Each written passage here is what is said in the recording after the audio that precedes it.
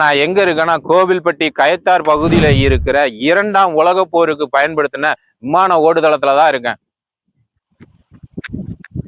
ஆங்கிலேயர் காலத்துல மிக பிரம்மாண்டமா சுமார் 2500 ஏக்கர் பரப்பளவுல உருவாக்கப்பட்ட கயத்தார் விமான ஓடுதளத்தோட நிலை இன்னைக்கு என்னன்னு பாத்துக்கோங்க. மிக பிரம்மாண்டமா உருவாக்கப்பட்ட 2ஆம் உலகப் போருக்காக உருவாக்கப்பட்ட ஓடுதளம் என்ன கதியில இருக்குன்னு பாத்தீங்களா? குறிப்பா இந்த விமான ஓடுதளத்தை தூத்துக்குடி துறைமுகத்தை பாதுகாக்கிறதுக்காக பிரிட்டிஷ்காரங்க இதை உருவாக்குனாங்க. 1936 முதல்ல இதை கட்ட ஆரம்பிச்சாங்க. 40 to 41 இது தொடங்கப்பட்டுச்சு. 1945 வரைக்கும் இது ரன்னிங்ல இருந்துச்சு. இங்க இருந்து இது 2ஆம் உலக போருக்கு டைரக்டா இது போர்ல ஈடுபடலனாலும் இங்க இருந்து சரக்குகள் போறது, ஆயில் போறது, இந்த மாதிரி வேலைகள் முழுக்க இந்த விமான நிலையத்துல பார்த்திருக்காங்க. சுமார் 60 ஏக்கர் ரன்வே மட்டும் 2500 ஏக்கர் நான் பாத்துக்கோங்க. இப்ப 2500 ஏக்கர் எங்க இருக்குன்னு என்கிட்ட கேட்காதீங்க, இங்கதான் இருக்கு. இந்த ரன்வே பாத்தீங்களா, கிட்டத்தட்ட 100 வருஷம் ஆச்சு. 5 அடி ஆழத்துல போட்டிருக்காங்க இந்த ரன்வேயோட கட்டமைப்பு.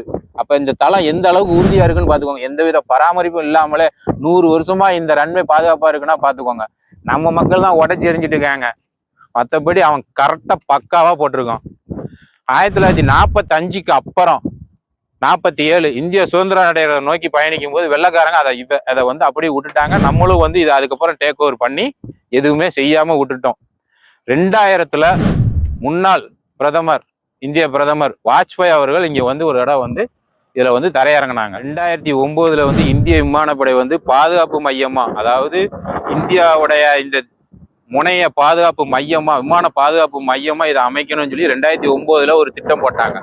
அந்த திட்டமும் காத்தோட பறந்து போச்சு. 2016 கோவில்பட்டி RDO இந்த இடத்துல இருக்கிற ஆக்கிரமிப்பு முழுக்க அகற்றணும்னு சொல்லி ஆர்டர் போட்டாங்க. அந்த ஆர்டரும் காத்தோட பறந்து போச்சு. அப்படின்னா இது எந்த அளவுக்குன்னு பாத்துக்கோங்க.